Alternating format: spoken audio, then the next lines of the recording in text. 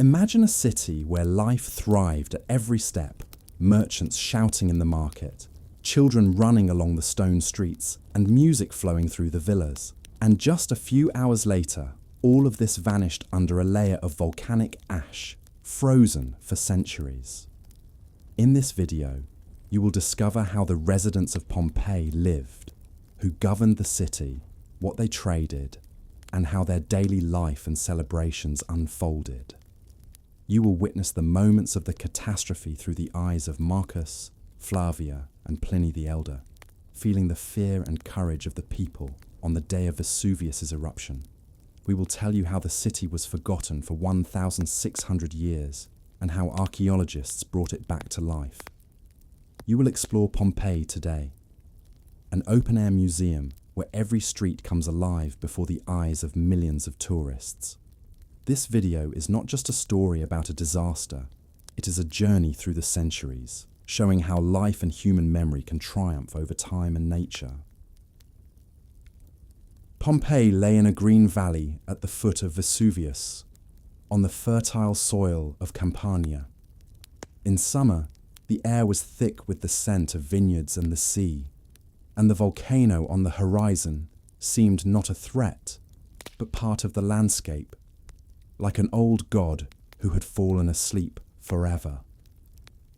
The sea was only a few hours' walk away, and each morning a salty breeze carried its scent, mingling with the aroma of baking bread and laurel leaves. The city was founded long before Rome. It was established by the Oscans, an ancient Italic people, as early as the 7th century BCE. Later, the Samnites arrived, and the city grew, with walls, markets, and temples emerging. Subsequently, power passed to Greeks and Etruscans, who brought crafts, writing, worship of gods, and a love for decorated homes. When Rome finally took control of Campania, Pompeii became a Roman colony, specifically a veteran colony called Colonia Cornelia Veneria Pompeianorum. This name included Venus, the city's patron goddess. From that moment, Pompeii flourished. Situated at the crossroads of trade routes between mountains and sea, it became a centre for crafts and commerce.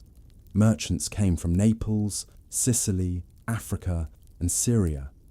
The streets were filled with a mixture of languages, and the markets offered everything from fresh olives to Egyptian glass and incense from Alexandria. The city was governed by decurions, the local aristocracy and wealthy Roman colonists who gathered in the forum to discuss laws, resolve disputes, and assign duties to magistrates. Two Duumviri, annually elected officials, oversaw justice, managed grain supply, and organized festivals, while judicial bodies handled property and domestic disputes. At the same time, Pompeii remained under Roman control. It paid taxes, supplied the province, and contributed troops, which ensured relative autonomy and stability. The economy of Pompeii was diverse and robust. On the outskirts, vineyards and olive groves grew, their harvests exported across the Mediterranean in amphorae. The ash from Vesuvius, though occasionally alarming, enriched the soil. The forum and markets were the city's heart. Here, bread, wine, olive oil, figs, fabrics, jewellery and pottery were sold. Side streets housed workshops of blacksmiths, potters, jewellers and tanners, who worked from morning until evening, supplying the city with everything it needed.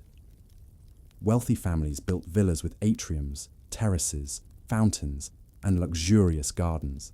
They commissioned frescoes and mosaics, hosted feasts, and invited musicians and actors. The middle class, merchants and craftsmen, lived in stone houses with courtyards, their days filled with work, visits to the baths and the market. The poor and slaves laboured in fields, workshops and wealthy homes, performing the heavy work necessary for the city's economy. By those years, shortly before the catastrophe, Pompeii was in its golden age. Luxurious villas were built on the outskirts, and the artisan quarters buzzed with labour. Not only Roman nobles lived here, but also Greek physicians, Syrian merchants, freedmen, slaves, and actors. It was a small Rome, but with the soul of the southern Mediterranean, lively, noisy, and scented with wine and lime. The city was thoughtfully and conveniently laid out. Stone streets intersected at right angles, with raised sidewalks to avoid stepping in mud during rain. Stone stepping blocks allowed pedestrians to cross without wetting their sandals. The Forum was the centre of life, a spacious square with marble columns and statues. Here, civic matters were discussed, meetings held, and shops stood, jewellers, bakeries, and wine vendors. Notices for gladiatorial games and elections decorated the walls. Vote for Lucius Sellus, an honest man. Pompeii was famous for its baths, public spaces for washing, socializing, and relaxation. Inside, the warmth, the scent of oil and steam, and frescoes of marine scenes and nymphs created a unique atmosphere. For Romans, baths were not merely for hygiene. They were places to meet, talk, and connect. Temples to Jupiter, Apollo, and Venus rose above the Forum. Nearby stood an amphitheatre, one of the oldest in the Roman Empire, seating 20,000. Life here was vibrant. Gladiators fought, musicians performed, and the crowd cheered in excitement. Yet the most remarkable sights were the houses. Pompeian villas were adorned with frescoes and mosaics, which archaeologists would uncover centuries later. The walls were like books in paint, scenes from myths, portraits, still lifes. One wall might depict Hercules, another a basket of fruit, another a decadent feast. Life in Pompeii followed a strict rhythm. In the morning, the grind of mills and clatter of carts. During the day, the shouts of vendors and barking dogs. In the evening, music from homes, laughter in the baths, and chatter in the Forum.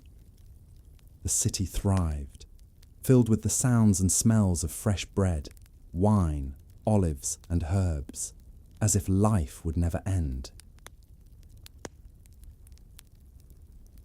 At the intersection of Forum Street stood the bakery of Marcus Terentius, whose name was preserved in an inscription on the wall. Archaeologists would later find everything as if the owner had just stepped out for a minute. Millstones, ovens, the bones of a donkey that turned the stone wheel, and dozens of frozen loaves of bread. Every morning, Marcus rose before dawn. He knew how long to keep the dough warm, how to tell by sound when the bread was ready. In the half-light of the bakery, the stone walls glistened with heat, and the smell of fresh flour filled the street. There was much work to do. In Pompeii, bread was eaten with olive oil, with wine, with cheese. It was the foundation of every meal. That spring, Marcus lived as always. At night, he felt occasional tremors, but he paid them no mind. The earth often shook here. In the morning, when he opened the shutters, a light grey layer lay on the street. He thought, a strange storm over Vesuvius. Maybe dust from the fields. He brushed the ash off the windowsill, unaware that this was the first sign of the end. On the outskirts of the city, beyond the walls, stood a villa later called the Villa of the Mysteries, one of the most beautiful to survive.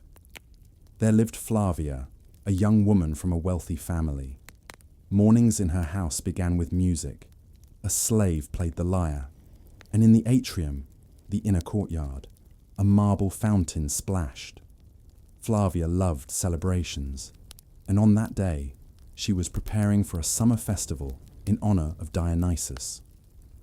On the walls of her rooms stretched scarlet frescoes depicting a mysterious ritual, women in purple satyrs and ivy wreaths. The artist captured scenes of initiation into the cult of the god of wine, passion, and revelry. The house smelled of grapes, incense, and fresh wine. The slave smoothed Flavia's tunic, while the aroma of roses drifted from the garden. Flavia stepped onto the terrace and looked at Vesuvius. The sun reflected off the white walls of the houses, Everything around seemed calm and eternal. It never occurred to her that many years later, this very house would become one of the most famous monuments of the lost city. Thus lived Campania, under a sky that seemed reliable, among people confident that tomorrow would resemble yesterday.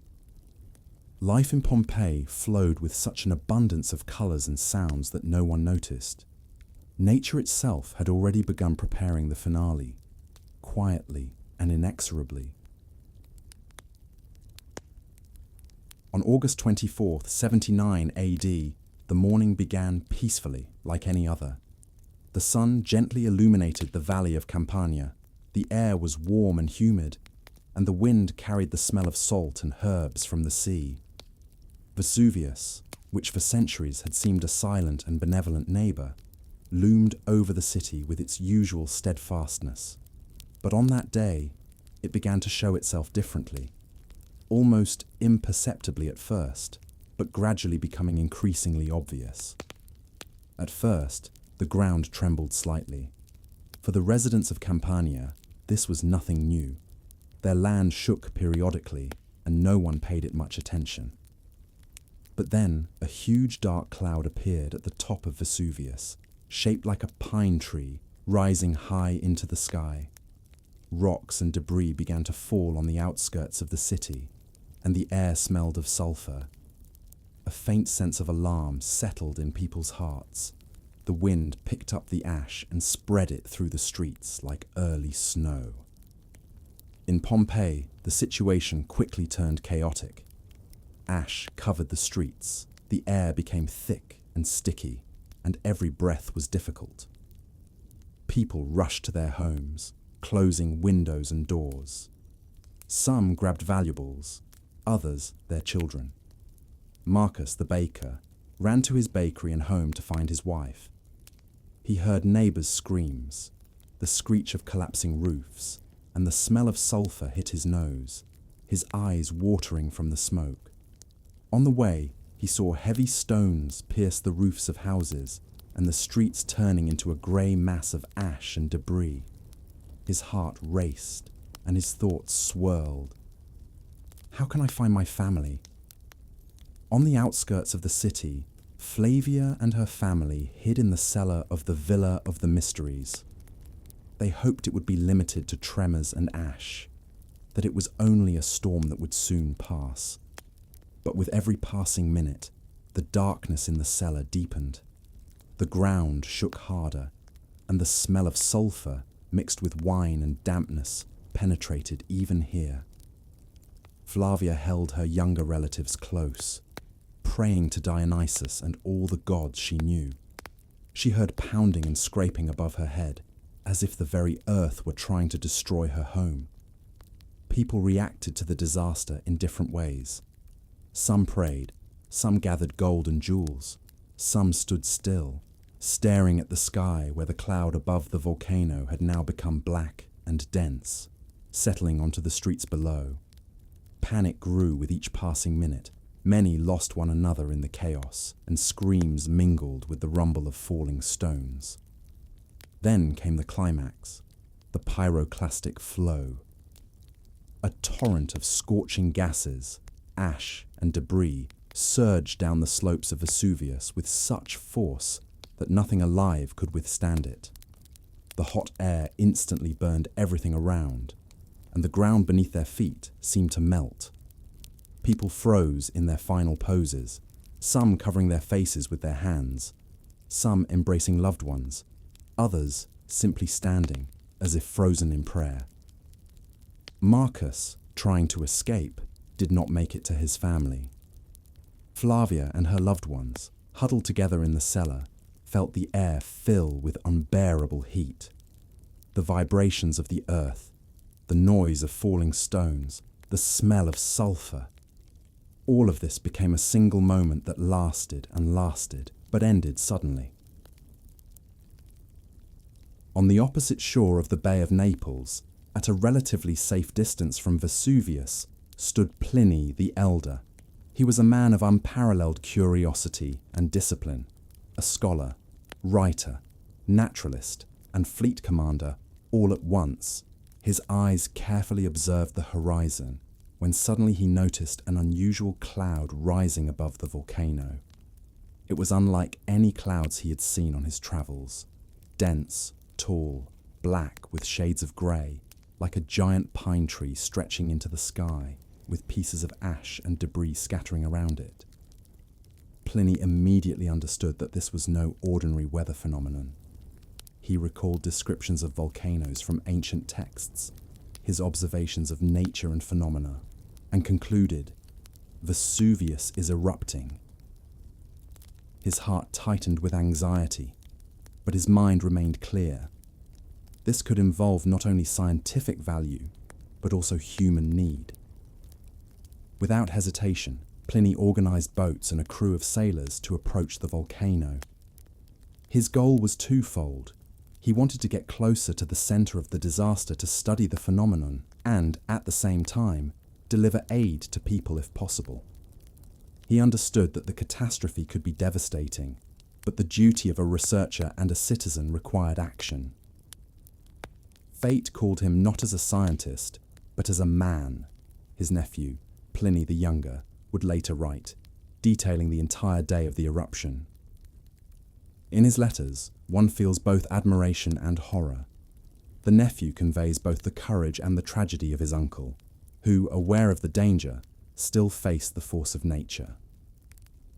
As Pliny the Elder approached the coast of Campania, hot flows of gas and ash had already begun spreading. The air temperature was unbearable.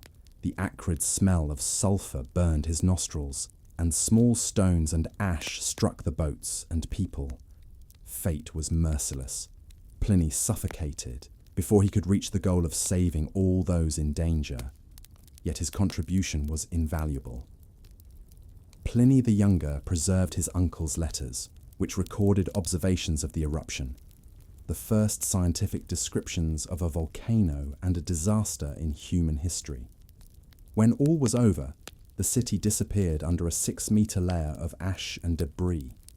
Streets, houses, the amphitheatre, baths, and villas all froze in a single moment of life.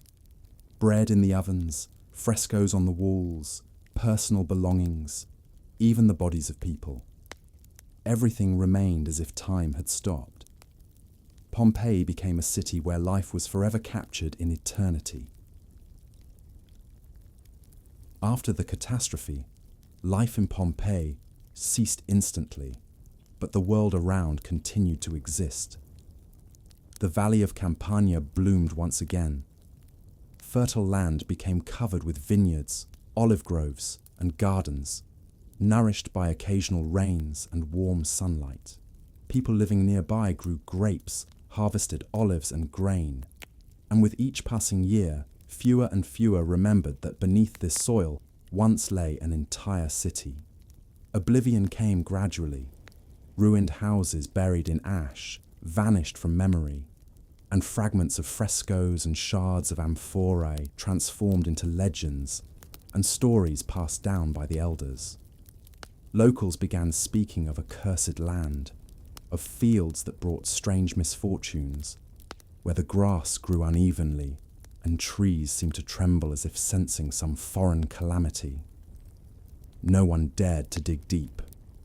Fear, omens, and traditions made people avoid these places. The city, which had once buzzed with markets and baths, sank into silence for 16 centuries, as if Vesuvius itself had covered it with a layer of secrecy and stillness. It was only in the 18th century that this silence was broken. Workers, while digging canals, turning the soil, and extracting clay for construction, suddenly came across stone walls, frescoes, and mosaics peeking out from the earth. At first, these were random discoveries: stone blocks, fragments of columns, shards of amphorae. But with each new layer, more emerged. The amphitheatre, rows of baths, carefully decorated houses and villas, remnants of markets, and narrow streets, preserving the marks of cartwheels and human footsteps. A strange sensation seized everyone. A city that had ceased to exist was beginning to return. Excavations became a matter of state importance when Charles III of Naples, king of the unified Naples, took notice of the finds. He saw not just ancient ruins, but a window into the past, an opportunity to restore to the world a picture of ancient life, frozen forever by the volcano. Under his patronage, systematic research began. Scientists, archaeologists, and workers carefully removed layers, uncovering streets, houses, baths, the amphitheatre, frescoes, and mosaics. Each new fragment told a story: ovens where bread was baked, frescoes depicting gods and scenes of daily life, amphorae with traces of wine and oil. The city returned slowly but surely, as if Vesuvius itself allowed the world once again to glimpse what it had once consumed. The people of the 18th century, seeing Pompeii's frozen life for the first time, felt not only historical fascination, but also awe at the power of nature. Thus, Pompeii, buried under ash for 16 centuries, returned to life, but now as an open-air museum, a memory of a city where the rhythm of the streets and the bustling markets had become frozen moments, preserved for descendants forever. After the 18th and 19th centuries revealed the first streets and villas, Pompeii's silence gradually gave way to the attention of scholars and archaeologists. One of the first to allow the city to speak was Giuseppe Fiorelli, a 19th century Italian archaeologist. Standing on an excavated street, surrounded by stone walls and fragments of frescoes, he pondered how to show the world the fates of those who perished under the ash. Fiorelli devised a revolutionary method: filling voids in the hardened ash with plaster. These voids formed where human bodies once had been, instantly scorched by the volcano's hot flow, leaving every fold of clothing, every bend of limbs preserved in the earth. When the plaster hardened, the surrounding ash was carefully removed, and the archaeologist was presented with precise casts of bodies, showing poses and expressions frozen at the moment of death. Fiorelli was the first to see their faces, hands, movements, people caught by tragedy. They seemed to be sleeping, he wrote, but it was a sleep lasting centuries, and this revelation forever changed the perception of the ancient city. Among the many frozen figures, the story of the embracing couple was especially moving. In one house, 2 bodies, a man and a woman, were found, seemingly holding on to each other in their final moments.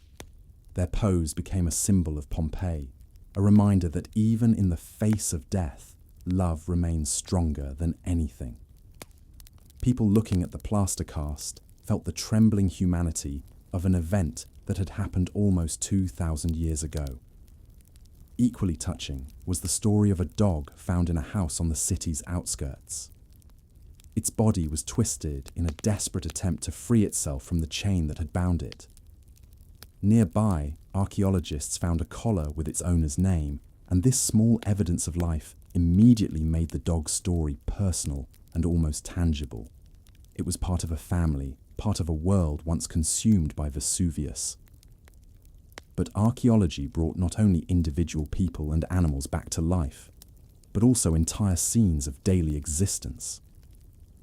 In the homes of Flavia and Marcus, vessels, bread, jewellery, and remnants of food were found, as if the owners had just left the kitchen and might return at any moment.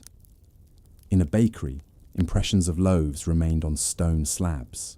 In a villa, containers still held traces of wine, and frescoes depicted gods and musicians. Each discovery told of a life that time had tried to erase, but could not. Archaeological excavations became a kind of time machine, reviving the lives of people taken forever by Vesuvius. Every house, every street, every find. A small story frozen in an instant. Through plaster casts, pottery, jewellery, bread and frescoes, Marcus, Flavia, and thousands of other inhabitants could once again be seen, heard, and felt. Lives full of routine, joy, fear, and love. Pompeii ceased to be a city of the dead. It became a city that spoke to people across the centuries, showing not only destruction, but also the enduring humanity, frozen in ash, yet alive in memory and archaeology. Today, Pompeii is an open-air museum, a city that literally brings 2,000-year-old history back to life, step by step. The streets, once filled with running children, merchants and slaves, are now carefully cleared for visitors. The stone slabs over which Marcus and his contemporaries walked still bear the impressions of cartwheels, and on the walls of the houses one can see frescoes depicting gods, scenes of daily life, and myths that once adorned homes and villas. Theatres and amphitheatres, where residents once listened to music, watched performances, and held festivals, stand almost untouched, allowing visitors to imagine just how lively and vibrant the city once was. Every year, millions of tourists come to Pompeii to walk its streets, peek into its houses, feel the rhythm of a life long gone, and see frozen moments of history. People from all over the world, from students and researchers to families and artists, tread the same sidewalks once hurried over by the city's residents, listening to sounds that no longer exist and sensing the air filled with history. Pompeii is protected by UNESCO, which oversees the preservation of this unique monument, shields it from damage, and ensures that excavations and restorations continue. Every street, every column, every fresco is carefully studied and preserved for future generations. But the city's story has not been frozen completely. Scientists continue to discover new frescoes, letters, tools, and everyday objects that add further detail to our understanding of ancient life. Each new find is a small window into the past, revealing how people lived, what they ate, how they worked, played, and loved. Archaeology transforms Pompeii into a living chronicle, where each day brings new discoveries, new stories, and new evidence that human life, despite the power of nature, can be preserved for eternity. Thus, today Pompeii continues to speak to the world, like a city museum that comes alive with every step, returning to us the clamour of the streets, the smell of bread, the shouts of merchants, and the quiet magic of everyday life from 2,000 years ago. Thank you for watching this video until the end. If you enjoyed it, please support the channel. Give it a like and subscribe so you don't miss new videos.